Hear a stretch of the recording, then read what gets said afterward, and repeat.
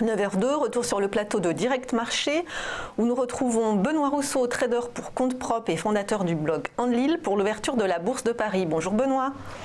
Bonjour à vous. Alors les marchés sont restés plutôt zen hier face à l'escalade de taxes douanières entre la Chine et les États-Unis. Et on a vu que Tokyo terminait également en hausse ce matin encore de 1%. Est-ce qu'il faut s'attendre à une journée plutôt positive aujourd'hui à la Bourse de Paris ? Écoutez, on a eu finalement les marchés ont très bien réagi aux taxations. On était prévenu que Donald Trump allait taxer. Il avait laissé passer l'idée qu'il allait taxer à 25%. Et pour 200 milliards les importations chinoises. En fait, c'est que cela n'a été que de 10%.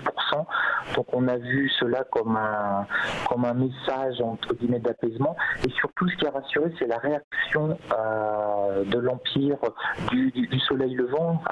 L'empire a contre-attaqué et ils n'ont taxé que pour 60 milliards les produits américains, donc très en deçà des 200 milliards. Ils n'ont pas rendu coup pour coup.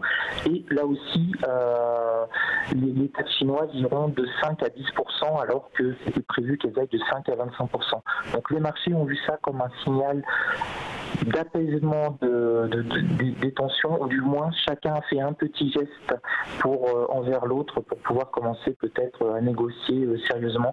Donc les États-Unis n'ont pas tapé à 25% mais à 10%, et les Chinois ont répliqué moins que 200 milliards et avec des taxations entre 5 et 10% au lieu de 5 à 25%. Donc ça a donné une belle bouffée d'oxygène au marché, et ce qui explique que les marchés américains ont monté, que les marchés asiatiques ont monté, et qu'hier les marchés européens ont aussi suivi.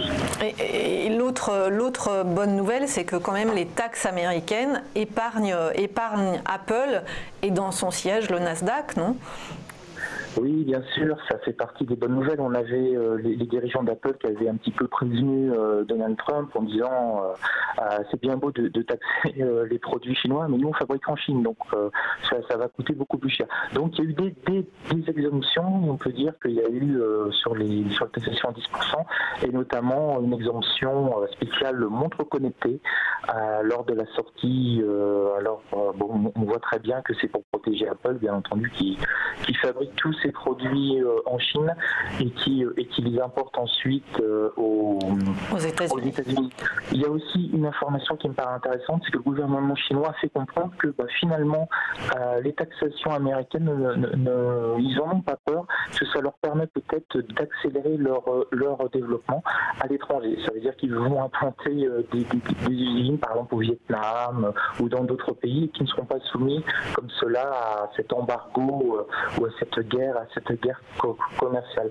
Donc je pense que le message est passé aux États-Unis en disant qu'il ne faut peut-être pas trop taxer la Chine, parce que finalement ça peut être même un vecteur à moyen et long terme de développement et d'expansion de l'industrie et de l'économie chinoise sur ses voisins. Parce que les États-Unis ne pourront pas taxer le Vietnam, le Cambodge, etc. à 25%. Ils n'auront pas de raison. Qui sait? Avec Donald Trump, qui sait?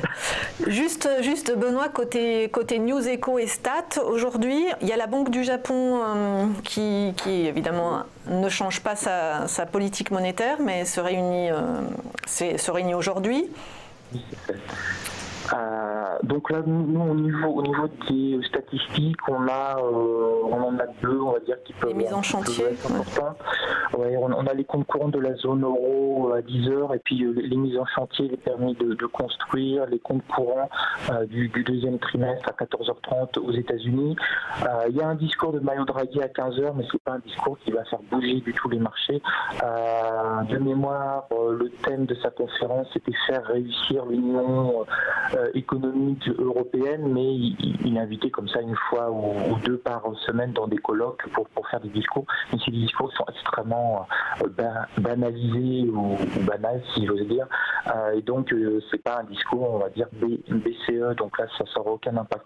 Donc ça peut bouger un tout petit peu à 10 heures sur les comptes courants de la zone euro, et puis à 14h30 les permis de construire et les mises en chantier pour voir un peu la dynamique américaine. Mais c'est plus vraiment un indicateur secteur très très très très important que l'on suit avec une énorme attention. On a passé maintenant très largement le cap des subprimes, mais ça donne quand même une belle indication du dynamisme de l'économie américaine.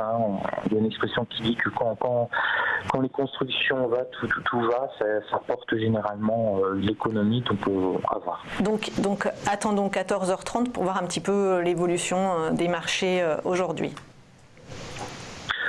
Oui, alors ce matin, on risque quand même d'aller un petit peu normalement dans le vert, puisqu'on a 0,14%.